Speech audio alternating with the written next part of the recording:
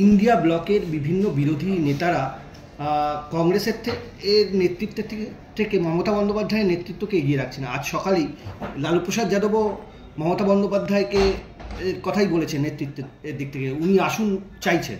এটা নিয়ে কি বলবেন? দেখুন, এটা ইন্ডিয়া জোটের ব্যাপার। তারা সব দেশের নেতা, তারা সিদ্ধান্ত নিচ্ছেন, তারা বলছেন, সেটা তাদের নিজস্ব চিন্তা ভাবনার কথা তিনি বলতেই পারেন, সেটা তার অধিকারের মধ্যে পড়ে এবং জোটের একজন অংশীদার হিসেবে বলতেই পারেন। এবং সেই ব্যাপারে কী করবেন মমতা বন্দ্যোপাধ্যায় সেটাও তিনি জানিয়ে দিয়েছেন অলরেডি, যে দরকার পড়লে আমি কলকাতায় বসেই এই কাজের দায়িত্ব পালন করতে পারি, কিন্তু আমি পশ্চিমবঙ্গ ছেড়ে যাব না।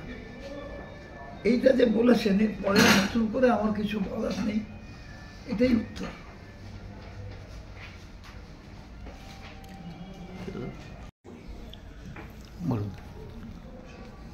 আমরা তো বিধানসভায় 33 বছর হয়ে গেল, টানা 33 বছর আছি।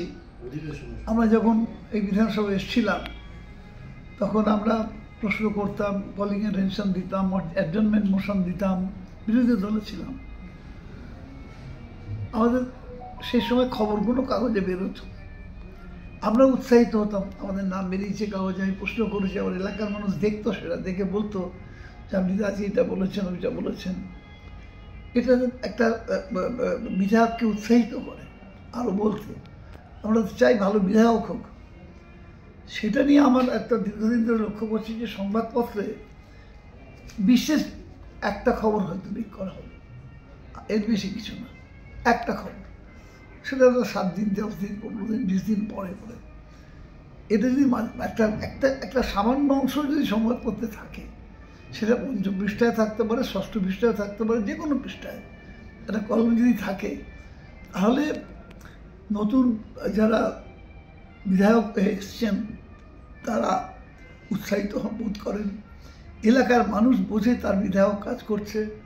আর দ্বিতীয় হচ্ছে, যিনি উত্তর দেন তিনি স্যাটিসফাইড হন যে তার উন্নয়নের কথা তিনি বলতে পারছেন, অথবা তার উন্নয়ন যদি না হয় তাই তিনি সমালোচিত হচ্ছেন, সেটাও মানুষ জানতে পারে। এটা আমার মনে হয় সংবাদপত্রের অনেক দায়িত্বের মধ্যে এটাও একটা দায়িত্ব, কারণ বিধানসভায় সারা বাংলার প্রতিনিধিত্ব করে।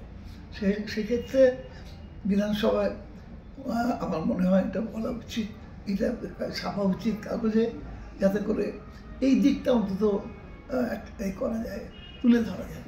বিরোধী রাজনৈতিক দলের তরফ থেকে বলা হচ্ছে বিধানসভার প্রসিডিংটা যদি যেমন লোকসভায় লাইভ রয়েছে, এখানেও যদি লাইভ দেখানো যায়, আপনি কি এই ধরনের কোনো প্রস্তাব দেবেন? এই মুহূর্তে এখনো পর্যন্ত সেটা দলীয় সিদ্ধান্তের প্রশ্ন এককভাবে আমি দিতে পারি না, সেটা আমাকে দলের সঙ্গে আলোচনা করে বলতে হবে। কিন্তু যেটা বললাম এটা আমি বলতেই পারি, এবং এটা আমার অধিকারের মধ্যে পড়ে, আমি পরিষদীয় মন্ত্রী সেই হিসেবে বলেছি।